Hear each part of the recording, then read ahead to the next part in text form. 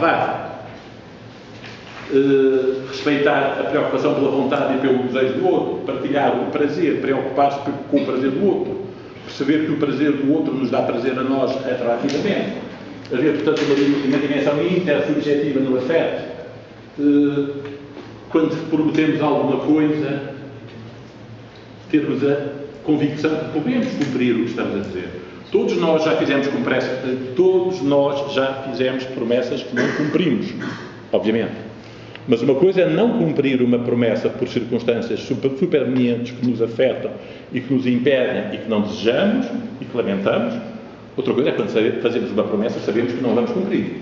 São coisas completamente diferentes. E do afeto, na sexualidade, de facto, porque como nós dizemos muitas vezes aos meus colegas, mente-se muito.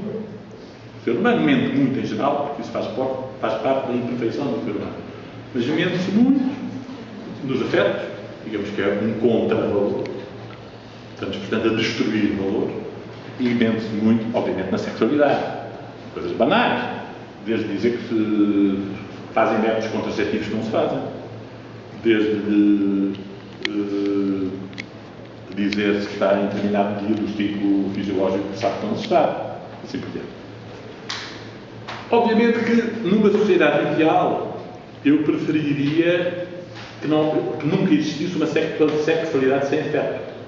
Mas eu sei que existe uma sexualidade sem afeto. Eu sei que há pessoas que têm relações sexuais sem qualquer afeto e sem qualquer emoção.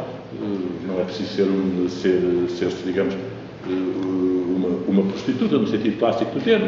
Montes de pessoas que nós conhecemos, passo o coloquialismo, na sessão desta natureza, têm relações sexuais sem afeto, aquilo que eu chamaria, no sentido mais largo do termo, não necessariamente por dinheiro ou por comércio, uma vivência pornográfica ou quase obscena da sexualidade. A noção de saúde sexual é uma noção difícil, mas é uma noção que, apesar de tudo, existe.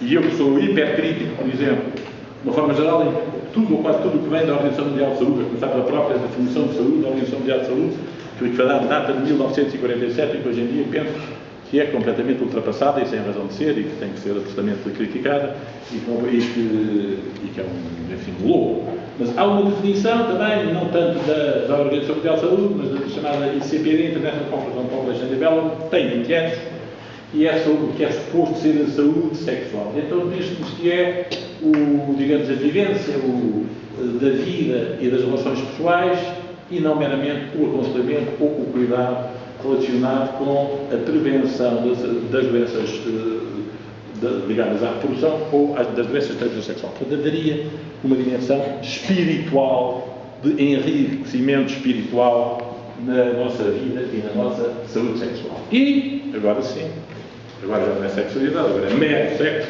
para responder ao objetivo do professor da ascensão, a palavra sexo é uma palavra polissémica, com múltiplos significados e, portanto, com respectivas ambiguidades, que convém ser especificada quando falamos dela. Desde logo, há a mera acessão genética. O sexo cromossómico, 46XX ou 46XY, eu sei que há exceções, eu sei que nem todas as mulheres têm dois cromossomos X, que nem todos os homens têm apenas o cromossomo Y, sei que há montes de mutações genéticas, sei que há 2 ou 3 meses, com aquelas, digamos, aquela tendência, muitas vezes, que os jornalistas têm para o disparate, para hiperrelacionar o disparate. Espero que não haja muitos jornalistas nesta sala. Havia a ideia sobre o terceiro sexo, como sabem. Então todos os jornalistas me falavam: o que é que tu pensas sobre o terceiro sexo? Eu dizia que achava o disparate, só há 2 sexos, não há 3 sexos.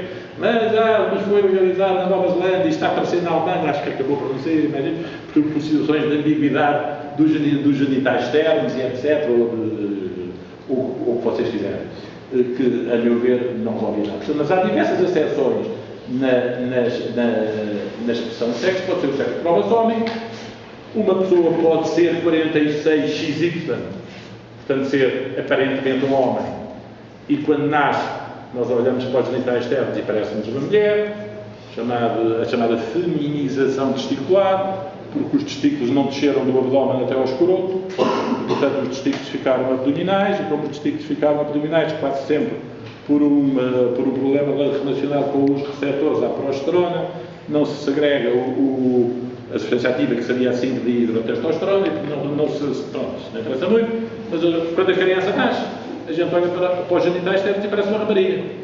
Portanto, essa criança tem testículos abdominais, essa criança vai ser educada como se fosse uma rapariga. Portanto, ao sexo gonadal, que não é o sexo genético que serve, ao sexo hormonal, as gónadas, testículos e ovários produzem hormonas, e essas hormonas, para serem efetivas nos órgãos-alvo, têm que ser receptores.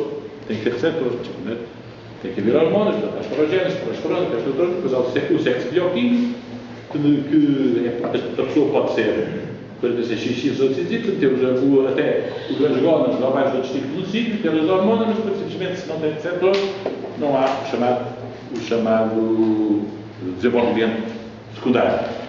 E depois, mais importante, ou tão importante como tudo isso, há os receptores cerebrais das hormonas sexuais.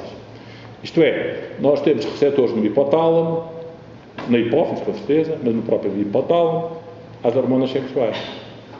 E por isso, por exemplo, determinadas mulheres têm, às vezes, chamado síndrome pré-menstrual. Antes da menstruação, têm algumas alterações emocionais. Por isso, algumas mulheres têm algumas alterações emocionais na menopausa. Por isso, algumas mulheres têm algumas alterações emocionais a seguir ao parto, a depressão pós-parto, e assim por diante.